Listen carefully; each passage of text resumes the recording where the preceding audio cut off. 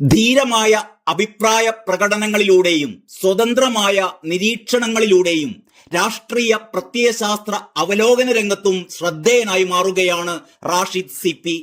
നേരത്തെ കൃത്യമായ തിരഞ്ഞെടുപ്പ് പ്രവചനങ്ങളിലൂടെ സോഷ്യൽ മീഡിയ താരമായി മാറിയ റാഷിദ് സിപി കഴിഞ്ഞ ദിവസം ബാബരി മസ്ജിദ് തകർക്കപ്പെട്ടതിന്റെ വാർഷിക ദിനവുമായി ബന്ധപ്പെട്ട് സോഷ്യൽ മീഡിയയിൽ സിപിഎമ്മുകാർ പ്രചരിപ്പിച്ചുകൊണ്ടിരിക്കുന്ന വിദ്വേഷജനകമായ പോസ്റ്റുകളെ കുറിച്ച് ധീരമായി തന്നെ പ്രതികരിക്കുകയുണ്ടായി. നിരവധി പേരാണ് ഈ ധീരമായ നിലപാടുകളെ ചോദ്യം ചെയ്തുകൊണ്ട് വീണ്ടും റാഷിദിനെതിരെ സൈബർ ആക്രമണം നടത്തിയത്. നേരത്തെ ചേലക്കരയിലെ ഫലപ്രവചനം തെറ്റിപ്പോയതിന്റെ പേരിൽ റാഷിദിനെ പരിഹസിച്ചും അപഹസിച്ചും തൃപ്തി അടഞ്ഞവരാണ് വീണ്ടും ഒരു ചാൻസ് കിട്ടിയതിന്റെ ആഹ്ലാദത്തിൽ നെഗറ്റീവ് കമന്റുകളുമായി എത്തിയത്. ഏതായാലും നമുക്ക് റാഷിദ് ഫേസ്ബുക്കിൽ എഴുതിയ ആ നിരീക്ഷണം ഒന്ന് ശ്രദ്ധിക്കാം. അതിങ്ങനെയായിരുന്നു: മറവിയിലേക്ക് പോയതിനെ നിരന്തരം ഓർമ്മിപ്പിച്ചുകൊണ്ടിരിക്കുക അതൊരു വലിയ തെറ്റൊന്നുമല്ല.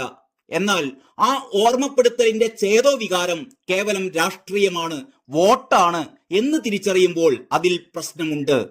ഇത്രയേ റാഷിദ് പറഞ്ഞിരുന്നുള്ളൂ, അതായത് ഇത്രയേ റാഷിദ് എഴുതിയിരുന്നുള്ളൂ. അയോധ്യയിലെ തർക്കമന്ദിരവുമായി ബന്ധപ്പെട്ട വിഷയമായതുകൊണ്ട് പലരും ഈ കാര്യത്തിൽ കുറ്റകരമായ മൗനം പുലർത്തുമ്പോഴാണ് റാഷിദ് സിപി ബാബരി മസ്ജിദ് തകർക്കപ്പെട്ടതുമായി ബന്ധപ്പെട്ട് സഖാക്കൾ ഇറക്കിയ സോഷ്യൽ മീഡിയ വിദ്വേഷ പോസ്റ്റുകൾക്ക് പിന്നിലെ മനോനില എന്തെന്ന് തുറന്നു പറഞ്ഞത്. ഇവിടെ മതേതരത്വം പുലരണമെന്നൊന്നുമല്ല ഇത്തരം പോസ്റ്റുമായി രംഗത്തെത്തിയവരുടെ ലക്ഷ്യം. പകരം മുസ്ലിം മതവിഭാഗത്തിന്റെ വികാരങ്ങളെ കുത്തി നോവിപ്പിച്ച് അവരുടെ വോട്ട് തട്ടിയെടുക്കാനുള്ള ശ്രമം മാത്രമാണ്. ബാബരി മസ്ജിദ് കർസേവകർ പൊളിച്ചതും അന്ന് കോൺഗ്രസ് ഇതിന് മൗനാനുവാദം നൽകിയതുമൊക്കെ വീണ്ടും വീണ്ടും ഓർമ്മിപ്പിച്ചാലേ മതേതര സർട്ടിഫിക്കറ്റ് കിട്ടൂ എന്ന് കരുതുന്ന ചില സോക്കോൾഡ് ബുദ്ധിജീവികൾ വരെ ഇക്കൂട്ടത്തിലുണ്ട്. ഏതായാലും റാഷിദിന്റെ പോസ്റ്റ് ഇത്തരം കപട മതേതരവാദികളെ നന്നായി തന്നെ പൊള്ളിച്ചിട്ടുണ്ട് എന്നർത്ഥം. ഈ പോസ്റ്റിന് താഴെ വന്ന് നിറയുന്ന കമന്റുകൾ അതാണ് സൂചിപ്പിക്കുന്നത്. അരുൺ പി രവി എഴുതുന്നു: മറവിയിലേക്ക് പോയതിനെ നിരന്തരം ഓർമ്മിപ്പിച്ചുകൊണ്ടിരിക്കുക അതൊരു വലിയ തെറ്റൊന്നുമല്ല. ഓഹോ, അപ്പോൾ വലിയ തെറ്റല്ല എന്നേ ഉള്ളൂ, ചെറിയ രീതിയിൽ തെറ്റാണ് എന്നാണ്. ശേഷം അദ്ദേഹം എഴുതുന്നു: ഓർമ്മപ്പെടുത്തലിന്റെ ചേതോവികാരം കേവലം രാഷ്ട്രീയമാണ്, വോട്ടാണ്. അതെ, വർഗീയതയുടെ രാഷ്ട്രീയത്തിനെതിരെ, അവരുടെ വോട്ട് ബാങ്കിനെതിരെ ഓർമ്മിപ്പിച്ചുകൊണ്ടേയിരിക്കും എന്ന് തന്നെയാണ്. ഇതിൽ റാഷിദ് സിപി മറുപടി പറയുന്നുണ്ട്. അതിങ്ങനെയാണ്: അരുൺ പി രവി, ഒരു സമൂഹവും ജീവിക്കുന്നത് ഇന്നലെകളിലല്ല, നാളെകളിലെ പ്രതീക്ഷകളിൽ തന്നെയാണ്.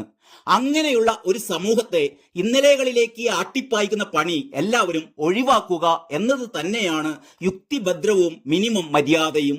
അരുൺ പി രവി പക്ഷെ വിട്ടുകൊടുക്കുന്നില്ല. അദ്ദേഹം ഇതിനും മറുപടി എഴുതുന്നു. അതിങ്ങനെയാണ്: റാഷിദ് സിപി, ഇന്ത്യയിൽ ഭരണം ഇന്നും ഭൂരിപക്ഷ വർഗീയതയുടെ കൈകളിലാണ്. അക്കൂട്ടർ ശക്തരായിരിക്കുന്നിടത്തോളം കാലം ഇതെല്ലാം ഓർമ്മിപ്പിച്ചുകൊണ്ടേയിരിക്കണം. യുക്തിയിലും മര്യാദയിലുമല്ല ജനാധിപത്യ സംവിധാനം സംരക്ഷിക്കപ്പെടുന്നത്, നിരന്തര പോരാട്ടങ്ങളിലൂടെയാണ് എന്നാണ്. ഇനി ജമീൽ എൻ വി എഴുതുന്നു: നരസിംഹറാവുവിന്റെ പിന്മുറക്കാരന് ഇതും രാഷ്ട്രീയമാണ്, വോട്ടാണ്, കഷ്ടം പ്രവചന സിംഹമേ എന്നാണ് റാഷിദ് സിപിയെ പരിഹസിക്കുന്നത്. റാഷിദ് സിപി ഇതിന് മറുപടി പറയുന്നത് ഇങ്ങനെയാണ്: വോട്ടിനുള്ള ഒരു ടൂൾ എന്ന നിലയിൽ തന്നെയാണ് ഇന്ന് വന്ന ഭൂരിപക്ഷം കുറിപ്പുകളും. നിങ്ങൾക്ക് വ്യത്യസ്തമായ അഭിപ്രായം ഉണ്ടാവാം, ഒപ്പം രാജ്യത്തിന്റെ ചരിത്രവും മതവൈകാരികതയും അതിലൂടെയുള്ള രാഷ്ട്രീയമായ കുറുക്കുവഴികളും അവിടെ തരാതരം പോലുള്ള അഭ്യാസവും യോജിക്കാൻ കഴിയില്ല. ജോയ് വർഗീസ് എഴുതുന്നത് ടിപ്പിക്കൽ മുസ്ലിം ലീഗ് ബ്രെയിൻ എന്നാണ്. ഇതിനും റാഷിദ് സിപി മറുപടി പോസ്റ്റ് ഇട്ടിട്ടുണ്ട്. അതിങ്ങനെയാണ്: ജോയ് വർഗീസ്, ഒരു സമൂഹത്തെ ഇന്നലകളിൽ കൊണ്ടുപോയി കെട്ടിയിടുന്നതിനെ പുരോഗമന ചിന്തയായി കാണാം പോരെ എന്നാണ്. സമീൽ എൻ വി എഴുതുന്നു: നരസിംഹറാവുവിന്റെ പിന്മുറക്കാരന് ഇതും രാഷ്ട്രീയമാണ്, വോട്ടാണ്, കഷ്ടം പ്രവചന സിംഹമേ എന്നാണ്. സയ്യിദ് അബി എഴുതുന്നു: അല്പം കൂടി വിവേകമാകാം, രാഷ്ട്രീയമൊക്കെ നല്ലത്, ഇന്ന് പ്രതിഷേധിച്ചുകൊണ്ട് മാത്രം ഇരുന്നാൽ നല്ലത്, തിരുമ്മി കൊടുക്കുന്നതിൽ ന്യായം കൂടി അതിനിടയിൽ തിരികിയാൽ ഒരുമാതിരി വൃത്തികേടാണ് എന്നാണ്. ഇതിനും റാഷിദ് സിപി മറുപടി എഴുതുന്നു. അതിങ്ങനെയാണ്: സയ്യിദ് അബി, വോട്ടിനുള്ള ഒരു ടൂൾ എന്ന നിലയിൽ തന്നെയാണ് ഇന്ന് വന്ന ഭൂരിപക്ഷം കുറിപ്പുകളും. നിങ്ങൾക്ക് വ്യത്യസ്തമായ അഭിപ്രായം ഉണ്ടാവാം, ഒപ്പം രാജ്യത്തിന്റെ ചരിത്രവും മതവൈകാരികതയും അതിലൂടെയുള്ള രാഷ്ട്രീയമായ കുറുക്കുവഴികളും അവിടെ തരാതരം പോലുള്ള അഭ്യാസവും യോജിക്കാൻ കഴിയില്ല.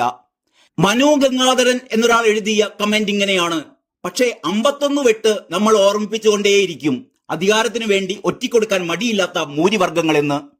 ഏതായാലും റാഷിദിന്റെ പോസ്റ്റും അതിന്റെ പ്രതികരണങ്ങളും യഥാർത്ഥ മതേതരവാദികളും കപട മതേതരവാദികളെയും തിരിച്ചറിയാനുള്ള ഒരു ലിറ്റ്മസ് ടെസ്റ്റായി തന്നെ മാറിയിരിക്കുകയാണ് എന്ന് തന്നെ പറയേണ്ടിയിരിക്കുന്നു.